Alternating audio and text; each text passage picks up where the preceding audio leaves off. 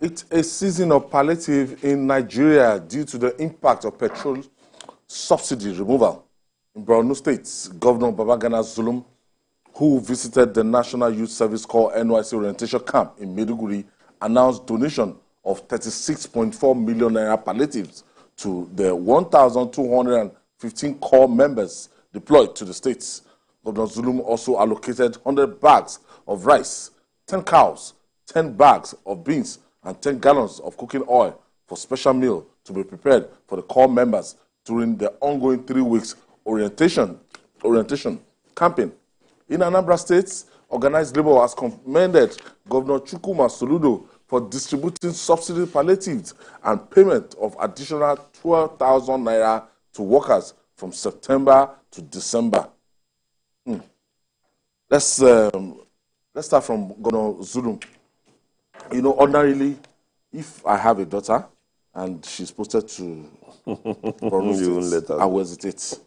Yes. Well, the way it is, I will hesitate. But I don't even mind to skip that 3 months. But it's courage for parents to allow, if they have 1,215 core members in Maiduguri. So for Governor Zulum to come to encourage them beyond what the federal government will be giving them, to bring palliatives, to bring money, to bring bags of rice, to bring cows, to bring rice and gallons of oil, that we encourage these guys and we assure them of their safety. We shouldn't also forget that this is the first time in 13 years that orientation will be taking place. Really? The first time? In 13 years. It's been stopped because of the insecurity. And knowing that Maiduguri is safe now? In the state, yes. Even Borno, to a large extent, it is safe. Like we have said, it's just what they do now is attack on soft targets. That's for the terrorists. Not like before where nothing is predictable, where they enter into military bases. That has been stopped for a while now. And that's what even gave the NYC the courage. The first time yes, we can go back to Borno State now. And I'm sure Governor Zulum must have been one of those who would have requested for it. Because that's why is my state different? Yes, things are happening in other states. Even in Yobe, where it used to be also a major issue, that's the insecurity. Adamawa, they are back there. But Borno has been left out. What they do is to go for orientation elsewhere and see where they can post those core members to that are safe, secure, in a way. So what Zulum has done is also furthering what he has been doing in terms of seeing to the fact that the welfare of people of the state is not toyed with. During this period he has been governor, he has done quite well, visiting communities that have been attacked and making donations cash and then giving them farm implements and seedlings to begin life again. So this will go a long way in helping these corps members and giving them a sense of belonging there, because he has done this over time for those who have even served in the States, even when there was no orientation camp.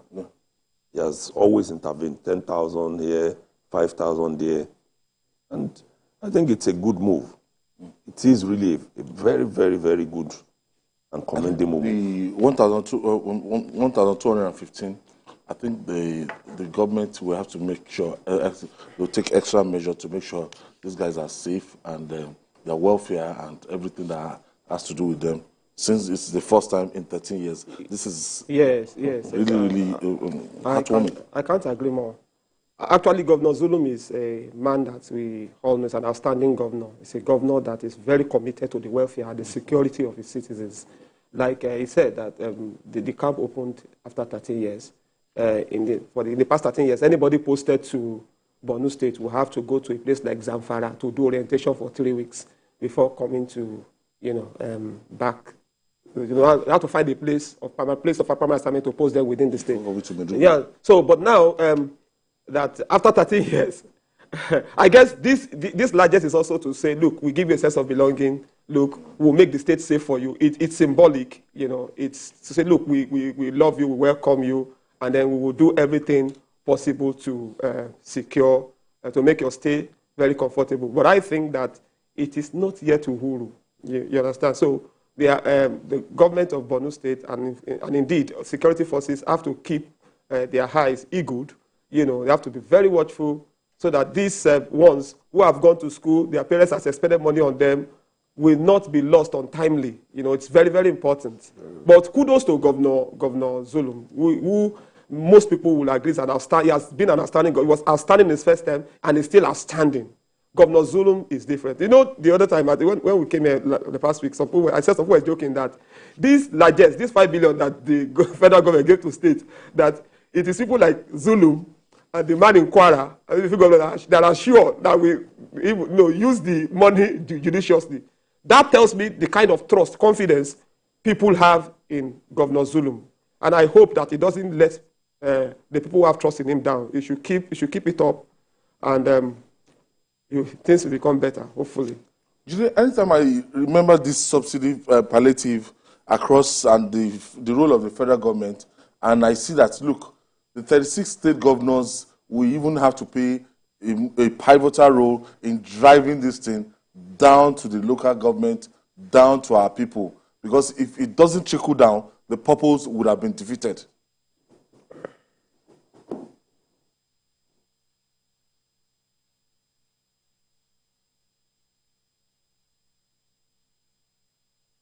It's not simply to make labor happy. This should be for every strata of our society. Everyone is affected by fuel subsidy removal one way or another.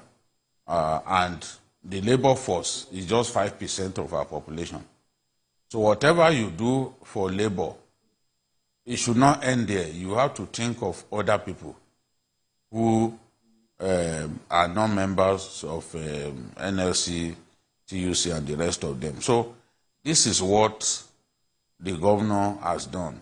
Remember, he was the first to come out with palliatives before others even thought in concrete terms about what palliatives to come up with.